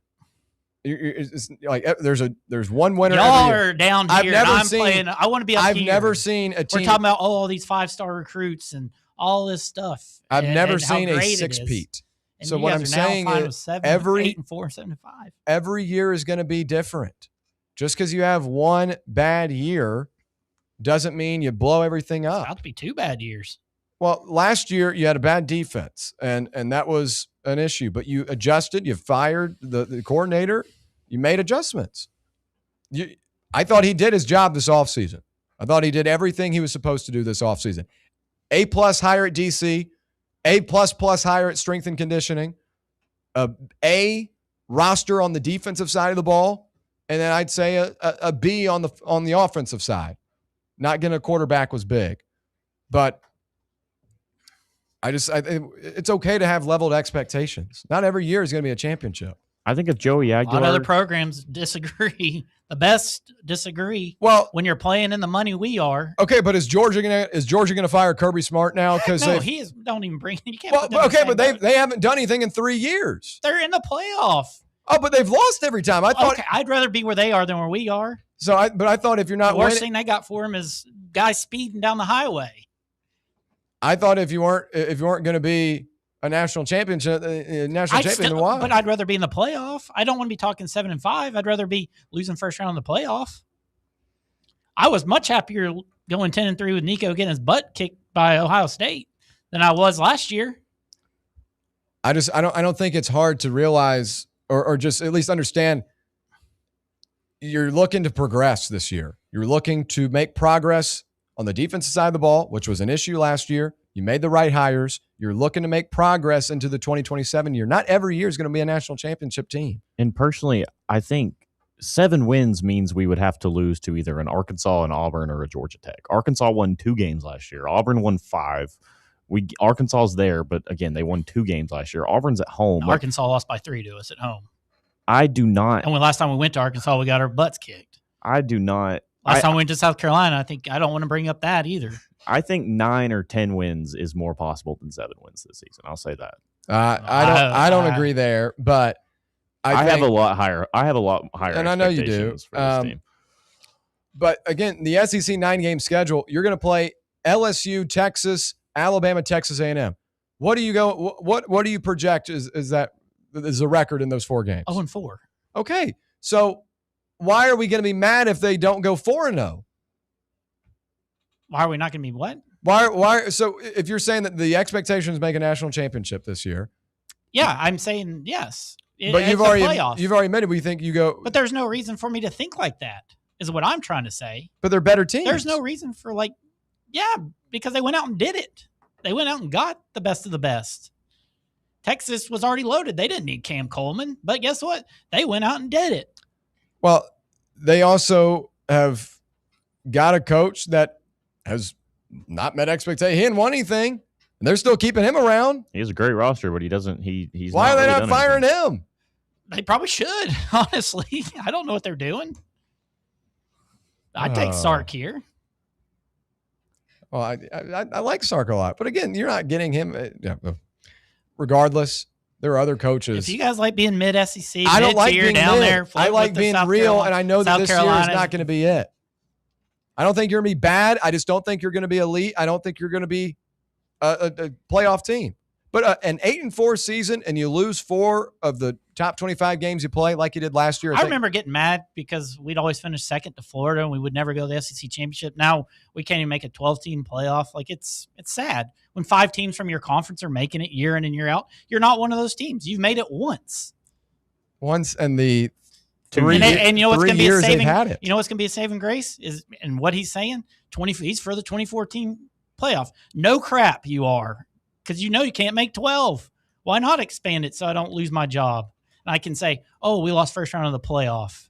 I would be more keen to agree with that viewpoint if we weren't bringing in the caliber. And we wouldn't have made it last year if it was a 2014 playoff. And the caliber, if we weren't bringing in the caliber of recruits we are. Like if we were ranking in the 20s and 30s in recruiting and not bringing anybody in the portal, I'd be like, yeah, it looks down. But that's making my point. But he's getting the talent in. He's not winning. Well, we're building We're building to something. We would like you said year 1 or 2 for this man. Oh yeah, but you said that this would be a playoff team if Nico was here. So I think yeah, because he's an older quarterback. He'd had 300 years under his belt. So the Nico thing was not Heupel's fault though. In a job, right? Let's say you've had a job for 6 years. Not every year is going to be the most lucrative for you. There's going to be 1 year where you lose a couple stocks. I mean, I'm not in this biz, so I'm just going to kind of piece it together. But there's going to be 1 year you lose some stocks and you don't have a good year. But that doesn't mean that you're a bad employee. That doesn't mean you're bad at your job. It's just you had an off year. You're developing, or you're looking at assets elsewhere. Like he's had good years. 2022, 10-win team, college football playoff, New Year's 6 game, won the bowl game, Orange Bowl. That was a big positive 22, thing. 23, 24 were amazing. So what's going on? What are we talking about? What are we building? 24, you made the playoff. Last year, your quarterback got up and exited right before the season, and you pieced it together, still won 8 games. Now this year, you've got a young quarterback. The young quarterbacks don't win. You're going to have to go through some growing pains. You got a tough schedule. But the good thing is you get a full year under this guy's belt. 2027, David Sanders is still around. TK Keys is still around. Yep. Mike Matthews and Braylon Staley, one of those cats I'm sure will stay. And you've got a good football team. I hope. I think that should be fun. I need to go to Chipotle more or something. I need to get what y'all are eating. I don't know. All right, when we come back, I like success. We'll digress to the conversation. We'll move to the Music City Bowl. Here we come. Hey, we'll lose that one too. Okay. When we come back, we'll continue the conversation. Stay right here. It's Fan Run Radio. For the fans, by the fans. This is Fan Run Radio, Knoxville. Are you ready for the start of a new season? Maybe looking for your team to go on a tournament run? Get game day ready with Crumble. Head on over to your nearest location and pick up 12 pre-selected cookies plus exclusive toppers. When you're looking for dessert options, there's no question about who you should call on. Our listeners already know. Last year, the Dubai chocolate was a home run, along with the brownie batter. Oreo crumb was another crowd favorite. What new flavor will set the standard this season? If you're in the Knoxville area, there are 3 locations ready to serve you: Clinton Highway, Parkside Drive, and Maryville. Download the Crumble app to build your best lineup and vote on the best combos. You can even put your bid in to request a new flavor. Order in the app and slide on over to your nearest location.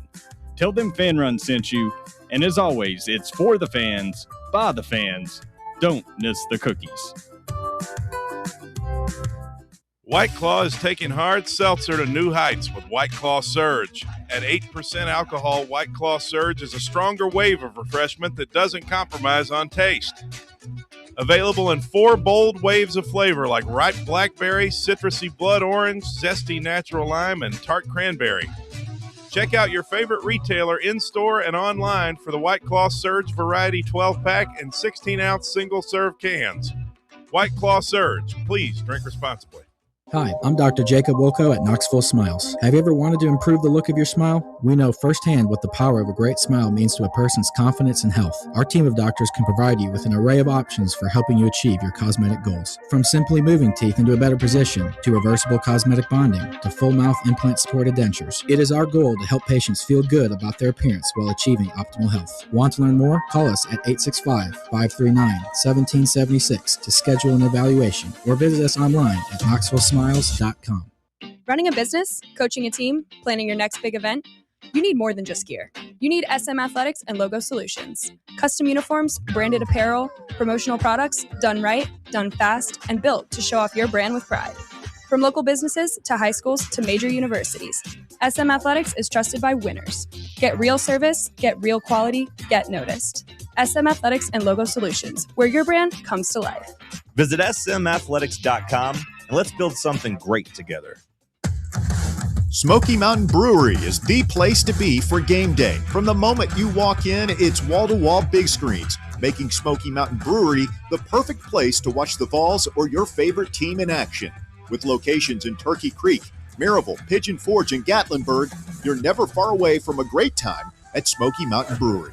Try one of their world-famous microbrews like Black Bear Ale, Mountain Light, or Cherokee Ale. Juicy burgers, wings that bring the heat, and delicious handmade pizzas made with hand-tossed crust from the freshest ingredients and their own special sauce from a secret recipe, topped off with hand-grated cheese and farm-fresh toppings. And don't forget, those famous microbrews are also available in kegs for your next party or in 6-packs and growlers to go. So grab your crew and head to Smoky Mountain Brewery and tell them Fan Run Radio sent you. Smoky Mountain Brewery. Eat local, eat good.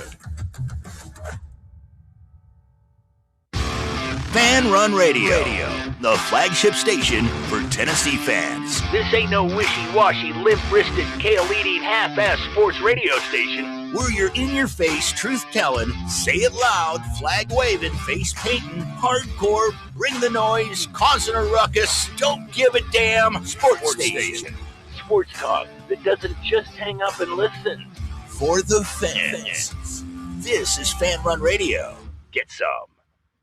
All right, back here on the playbook. We appreciate you hanging out with us on this Thursday. Coming up in 24 minutes, it's The Drive with Russell Smith, Bob Baskerville, the Bear, and Walker Smith, rounding out your Thursday here in K-Town. Spirited discussion about Tennessee's 2026 season expectations. And we got some callers that want to get in on the action as well. We got Matthew in Dallas on the line. What's up, Matthew? What's going on, boys? Forgive me if you hear the airport background. I'm trying to get back to Texas, been up in Pittsburgh for work. I was listening to Brett, your discussion about, the expectations of national championships. I completely agree with where your logic should be for a program like Tennessee. But I think to William's point earlier, I have a question for you all is like, if Nico hadn't entered the portal, do we think with last year's improvement offensively, do you think he would have been any different in us making the playoffs? I think with Aguilar, he gave you the ability to go down the field at a more consistent rate. But I think the positive with Nico is that you could really run an RPO system the way you wanted to. So I think you get benefits with both in different ways. But I feel like Nico in year 2 of the same system might have been able to be enough to get you over the hump. Yeah, no, and so that brings me to my question, and I'll hang up with this thought, is, we've criticized Heupel's in-game management and his ability to manage the team as a whole. I totally think there's some flaws there, but the one thing I'll give him credit with is in every season he's adapted at some way, whether it's been offensively, whether it's been defensively, he's always tried to improve the team. Which brings me to my question, Brett, and I want to hear your thoughts first as I hang up. Do you think Josh Heupel is a top 4 SEC head coach? And I'll hang up with that thought. Take care, boys. Thank you for calling in, Matthew. We always appreciate hearing from you. Safe travels, yeah. Moving. Said top 4? Top 4. No. I would take Sark, Kirby, DeBoer. I'm not giving it to DeBoer. DeBoer's been to a national championship game at Washington. Been to the playoffs with Bama. And he went to the national championship when it was a 4-team. DeBoer was given the keys to a kingdom, though. I mean, he had every resource possible he ever wanted. What DeBoer did at Washington, though, is what will carry weight for me. Now, I haven't been a fan of what he's done in Alabama. Well, they must like it. They gave him a 7-year extension. I would take Kirby Smart over him. I would take Nick Saban over him. Or excuse me, not Nick Saban. Well, you still would probably. I would do that too. But I would take Steve Sarkisian over him. Elko? Elko's where I'm thinking. And Kiffin's another one too. I know Tennessee fans would pay Kiffin. Clark Lee. But let's be real about Kiffin. I know he won at Ole Miss. Yeah, impossible place. 3 straight 10-win seasons. But he owned like Georgia when Georgia went to Oxford, that was his big win. Outside of this past year, they beat an LSU team, but we obviously quickly learned that LSU wasn't that good. The Oklahoma win on the road was his best of his time at Ole Miss. And he didn't take that team. He wasn't coaching that team in the college football playoff. I feel like some of Kiffin's stuff is sometimes overdone because he had some damn good teams at Ole Miss. Teams that had no business losing to Florida in the second to last weekend of the season. Teams that had no business losing to Kentucky at home. You take him here, though. No. He comes with a lot of stuff. Well, now he does. Yeah, I don't know what he's doing. Now what do you mean now? I'm just saying. How about since he was born? I mean, LSU thought enough of him to go buy him out of Ole Miss. Because LSU is the moral compass of college athletics. LSU hired Will Wade. So are you taking Kiffin over Heupel or not? I think in terms of what they have done, they've done the exact same thing. Kiffin took Ole Miss to a college football playoff. Heupel did too. Kiffin's dropped a bunch of big games. Kiffin has lost a lot of bad games. I think Heupel's the same way. You know, if you're saying he's a top 4 coach, this is only making it worse looking for him not being in contention for a playoff. Well, I mean, look, Smart and Sarkisian are better. I'd put DeBoer over him as well. Sark hasn't exactly won. You've already told me that. I know. And DeBoer owns him. Like, we've seen that too. But Sark has won big games. Has he only been to the one playoff? No, he's been to multiple. He had Texas in back-to-back. Yeah. I just can't beat Georgia. Yeah. I couldn't remember if that was the SEC championship. You taking Venables over Heupel? No. I think Venables is a good DC. Venables had a good year this past year because he went back on the defensive side. They'll be right there again this year. Ben Arbuckle is a big reason why they were good last year. That's close, though, Venables, especially if they go back again. I think you could say Heupel's top 5 or 6 pretty comfortably. Yeah. Top 4 is a bit of a stretch, but I'd go top 5, top 6. Mm-hmm. I'm taking Elko, Sark, Kirby, and then if we count what DeBoer did at Washington, but if we're counting this as just SEC head coaches and we're counting just what he's done at Bama, I'm not taking DeBoer over Heupel. But Clark Lee, taking everything into account, I'm taking Clark Lee. I'm not taking Clark Lee. That was Diego Pavia's team. I'll see what they look like this year, but they're not going to be good because they're going to have a young quarterback. Lane Kiffin and Josh Heupel are really similar, though. Kiffin's got all the fun, you know. Let's go do Vanity Fair interviews. He didn't coach that team, and it was more impressive what he did at Ole Miss. He's done at Tennessee. Sure, but I think now saying like it's hard to win at Ole Miss doesn't really carry any weight anymore. They've got money. Indiana won because they've got money. It's not because like they were just able to magically form a team. They got money. They went out and paid them. Ole Miss does too. Everybody pays everybody. I know, but like I really don't. As long as you've got the funding and the right coach, I don't think it's hard to win anywhere now. Like, so do you give Kiffin a pass if he doesn't make the playoff this year? No, he should. They've got a good team. That's they should. That's why they brought him in. That's amazing. Y'all say that in 1 year, but Heupel was getting a 2-year pass from you in year 7. LSU has a much better team than we do this year. LSU just spent $50,000. We have a good left tackle. They bought Jordan Seaton. LSU spent $50 million on that roster, in addition to $90 million to pay him to coach. So yeah, that's a different situation. Oh my gosh! Tennessee did not spend $50 million in the portal. Fact. Josh Heupel is not getting close. Josh Heupel is not a 90. Did not sign a $90 million 10-year contract. Fact. Josh Heupel's makes $9 million a year. Second year of college football playoff before. Same thing Kiffin's done. Kiffin's lost a bunch of big games. I just can't believe that. He's playing a 9-game SEC schedule too. I know. Harder than ours. I know. But they've got a win now team. They bombed everything to go get a completely different team. They spent money for it. But I don't think if they miss the playoffs that they should fire Kiffin. I mean, they're not. No. Oh, sure. They won't be firing anyone for a minute with all the money they've got tied up. But the same way we're not going to fire Heupel if we don't make a playoff. I don't think they're a comparable situation. I think you can look at it from an outsider's perspective, from a tip of the iceberg perspective, and be like, oh, it's the same expectations year one. But it's once you dig a little deeper, there's really not many similarities between the two teams. I mean, the same expectations are not on us as there are on LSU. Outside the quarterback, where are we not as strong as them? I think they've got a better receiving core. Really? Better receiving core. Over us? Better running back tandem. Offensive line. They got Eugene Wilson, Jace Brown, Jackson Eugene Harris. Wilson from Florida, the guy can't stay healthy? They've got 8 guys. Winnie only play Watkins. 3. Winnie Watkins. They've got in terms of a full group. Our duo is better than any duo almost in the SEC Maybe what outside they of did. Texas. They've got 8 guys. They've got 8 guys to go start on any team in the SEC. Winston Watkins, Jace Brown, Eugene Wilson, Jackson Harris. You go down the list. They got Trades Green is a better tight end than Ethan Davis. I like Ethan Davis. They've got the best lineman, Jordan Seaton. They've got the better linebacker in Whit Weeks. They've got better DB in Fahim Delane and DJ Pickett. They got the better backup. We got Chaz Coleman. We got a Mario Campbell. I didn't say edge. I didn't mention edge, but I'm just going around telling you where they're better. I don't know.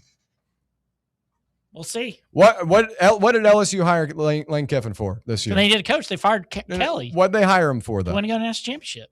Now, right? Yeah. Why are we? When you hired Josh Heupel, where were you as a program, and what'd you hire him for? To win football games. Yeah, which you weren't doing before he got there. And he has done that and has given you that. And you're going to have to continue to progress. You're now just in a little bit of a divot year. Not every year is going to be the national championship. Not every coach is Kirk. You guys are just something else. It's not as easy as just throwing money at a wall and throwing money at guys and getting in the best talented guys. I mean, if you had gotten to Sam Levitt, I would say this is a championship or bust year. I would totally agree. And Indiana didn't spend the most on their roster either. Indiana just was able to get the right guys in there, and it's luck based as much as anything is. You got to get lucky sometimes, and we got unlucky with Nico. So, okay, whatever you guys say. We'll wrap things up when we return. Our final thoughts, touch on the NBA playoffs. Also have something positive to say about the Tennessee Titans, which I rarely do. We'll discuss it when we return right here on the Playbook. Congratulations. You found sports radio that doesn't suck. This is Fan Run Radio, Knoxville. Citizens National Bank. Life is more fun with a Good Life account, offering extra benefits, including bank travel. Experience the trip of a lifetime to Ireland. Explore rolling green hills, historic castles, and charming villages across the Emerald Isle. Get in on the fun. Call 865-429-7935 today. Citizens National Bank. Banking never felt so good. Member FDIC. Hey, Vols fans, Cody Brown here. I grew up right here in Tennessee and know what it means when someone says, I've got your back. That's why you can trust Farm Bureau Insurance of Tennessee. Whether it's your home, your vehicle, your family's future, or the business you built from the ground up, we will show up for all of your insurance needs. We are Tennesseans who understand what matters, which is doing right by you. Insurance is not all about just paperwork and policies, but it's about the people we insure every day. So if you want insurance that hits home, give me a call at 865-992-3871. Go Vols. Barley's has live music on weekends, general team trivia on Wednesday nights at 8 p.m., and now live sports trivia, courtesy of the Knoxville Trivia Guys, every Thursday night upstairs. The game starts at 7 p.m. and is free to play for everyone, so head on down to the Old City and show off your sports knowledge and win gift cards to Barley's. Use those gift cards to buy some delicious food and drinks, and you can take it all in with their wide selection of TVs and indoor projectors. Barley's Tap Room and Pizzeria. The voluntary reaction. Can't get enough Tennessee basketball? Join Fan Run Radio as soon as every UT game is over for Big Orange Country's post-game radio free-for-all. The voluntary reaction. We'll be taking your calls on the Vols as soon as every game is over. So tune in and buckle up as we drink from the keg of glory all the way to the Final Four. The voluntary reaction. Raw, unfiltered, real.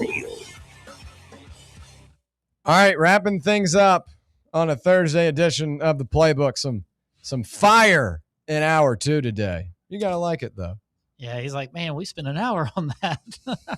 Hey, but, sometimes the conversation continues, but I was like, we could talk about this every day till football season. Oh, I know. It is 100 days till football season. I know. So that is the issue. Counting? That is the issue with this.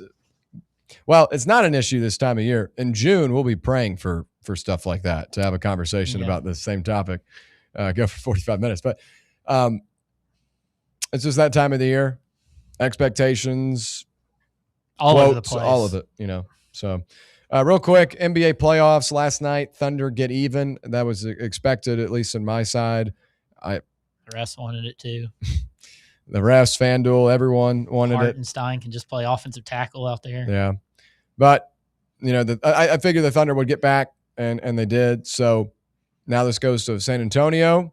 Pressure's on San Antonio to win games, but they're injured. They're beat up. Harper and Fox now both banged up. That's gonna be something to watch for heading into Game 3 on Saturday, or Friday, I should say. Harper looked like he could have come back in, though. Yeah, I don't know what that was. And I think once they won Game 1, I think they could afford to keep Fox out for Game 2. Yeah.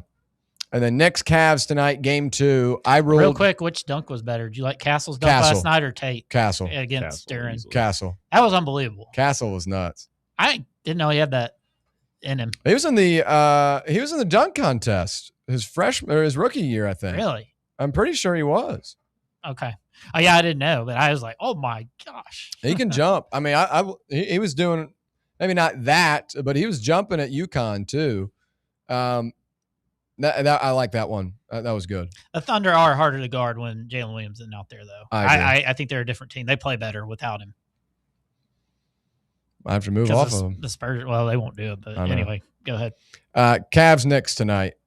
I think it's New York. I think they go up 2-0. We'll see where this thing goes in Cleveland, but I think the Cavs are going to be still upset about the way last game went, and New York is now going to get a wake-up call and say, I cannot do that again. Yeah, they play pretty bad for 3 quarters. Yeah, so I think they wake up. I don't think they're going to start off that bad as they did in Game 1 tonight, so I take New York to go up 2-0. What about you guys? Same. I think when you play as bad as they did and they still win by double digits, I don't see a world where Cleveland wins tonight. Brett, Knicks or Cavs? I want the Cavs, but I'm afraid that's just that was a tough loss to take, especially when you basically handed it to them. It felt like in that fourth quarter, you just completely changed what you're doing offensively, and there's not much you can do about Brunson when he gets on a heater. I mean, that's bound to happen, but in all your possessions leading up to that, you did nothing offensively, missing free throws, turning the ball over, and things like that. So, yeah, if it is a fourth quarter game, Harden and Mitchell got to be a lot better than they were. No doubt about it. Well, we're going to get some good action this weekend, hopefully. I'm excited for Friday's game because they're not. Are they skipping a day at all? I wasn't That's sure what I was about to ask. If they have like 2-day travel or when the games are. It might be Saturday. Like you think Thunder Spurs probably be Saturday with the Knicks? Yeah, it could be that. William, what's your remedy to this foul baiting situation that's going on with OK? Because it was bad. It was really bad last night. I mean, I don't think Shea shoots a shot that he stays on his feet. Well, you got to think about the guys left. Brunson's a big foul advocate, and so is SGA. I think the way they move on from it is just playing through it, just not calling it. As long as they just keep it consistent on both ways. If you get tackled, call it. But if you get poked in the, small extremity on your elbow, like that shouldn't be a foul. Just because there's contact doesn't mean it's a foul. I mean, There was that one time when I think Barnes barely grazed Joe at the top of the key, and he went, and they knocked down the three right after. I just for a grown ass adult to be doing that in a basketball game, I think is. And it's literally every shot Shea takes, he's running forward and he's jumping into. He was good last night, though. It's and then Hartenstein too. I mean, pulling dude's hair. I mean, are we serious? Yeah, that was a big possession too. Actually, when he did that, you should get suspended for that for at least a game. Pulling a dude's hair like intentionally, you can't do that. I don't think you should be allowed to do it. Doesn't look like they're skipping any days, so it's gonna be Friday, Saturday, Sunday, Monday, however long these series go. Is this the most unlikable team in the history of sports? No, that would be the Oklahoma or the Golden State Warriors in 2017 to 2019, however long they had the Durant stuff. Yeah. Curry is way more likable than Shea. I like Curry. That team became unlikable when Durant went there, though. Okay, it was like Draymond was. I'll give you the Draymond, but I like Clay. Oh. I can't stand that guy. Let's get off the air. Yeah. I know. What about your Titans thing? Yes, real quick. Head coach Robert Saleh of the Tennessee Titans today, introductory press conference, said one of the first moves the team made is a nutritional overhaul, removing all seed oils from the building. How about that? That's the best move I've seen the Titans make in probably 15 years. Are you a big seed oil guy, Will? Highly against it. Highly inflammatory is why. And look at the Titans making the right move. Sometimes you got to tip your cap. Is it going to translate, though, to wins? It won't translate to wins, but at least they'll feel better. You know what? Yeah. Instead of losing by 28, it's 24 now. You're going to give them an extra win, maybe go from 4 to 5, 5 to 6. Maybe. Like that. Yeah, maybe they'll beat the Cardinals. That'll be a good game. Is some of the coaching staff going to hop on that same diet, maybe? I like Brian Daboll. I look, Brian Daboll and Robert Saleh, that's a great duo. That was a layup. I had to get that one. Yeah. The Titans nailed that hire. I'll give them that. And I love the no seed oil decision. I'll probably give them 5 wins this year. Picking top 5 again. Hey, Cam Ward year 2. There's some high expectations. Oh yeah. Maybe 6 or 7 wins. High interception expectations, maybe. But hey, at least he's got Calvin Ridley to throw to. And Carnell. I'd take him over the Steelers right now. Oh, I'd take Tennessee right over Arizona too. I mean, Pittsburgh still beat the Titans though. Oh, I know. Yeah, good for Rodgers for calling it quits. We'll after lose this to one. Cleveland though. Yeah. All right, good stuff. Good week. We appreciate you hanging out with us. We'll be back on Tuesday. Hope you have a great Memorial Day weekend. Gonna go get some sun, some jet skiing, some enjoying. I haven't done that it rain away. I know. I might not be able to keep it away, but as long as I'm just relaxed, I'm good. That's true. For Brett Hollander, Caleb DeBusk, I'm William Pattison. We'll see you next time. Coming up next, it's The Drive on Fan Run Radio.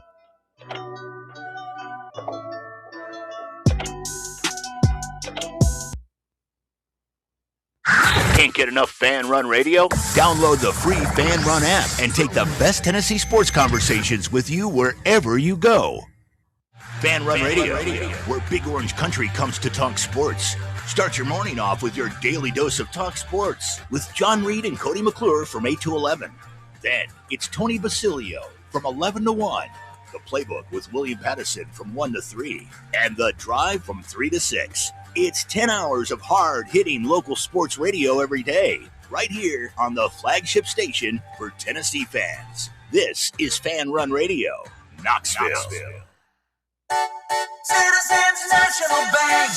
You want a bank that lets you bank when and where you want to. Your local branch, the grocery store, your computer, your phone, it's up to you. You want people who care about taking care of you and your money too. Citizens National Bank. Banking never felt so good. You served behind the desk. You served in combat. You did 4 years and got out. You were drafted. You gave 20 years. You gave exactly what your country needed. And so did you. When you raised your hand and swore an oath to your country, when you put your name on a dotted line, you became part of only 1% of Americans who did the same. You are a veteran. You are a veteran. You are a veteran. Because no matter when, where, or how you served, you made a sacrifice for your country, and you deserve support. If you're struggling with life after service, don't wait. Reach out. Reach out to a loved one, to a fellow veteran, to VA. Find resources at va.gov/reach. Brought to you by the United States Department of Veterans Affairs and the Ad Council. We really need to get some branded stuff. Shirts, hats, promo items, something professional. I mean, we could just find a website and order a bunch of it ourselves. You could, but you're taking a big risk. You don't know the quality, the fit, the timeline. It's a roll of the dice. Yeah, I guess. But isn't that how everyone does it now? Not the ones who actually care about how their brand looks. Look, if we're putting our name on it, it needs to be done right. We need SM Athletics. SM Athletics? Yeah, they specialize in working with businesses like ours. Apparel, hats, promo gear, but real, customized stuff. They actually care if it turns out right. Probably a lot better than getting stuck with 100 t-shirts with crooked logos. Exactly. Plus, they'll walk you through everything. Sizing, colors, material, so it matches the image we're trying to build. Makes sense. What's the name again? SM Athletics. Trust me, if you want to look like a real company, not a flea market stand, this is the move. If you're serious about your brand, Work with people who are serious about getting it right. SM Athletics.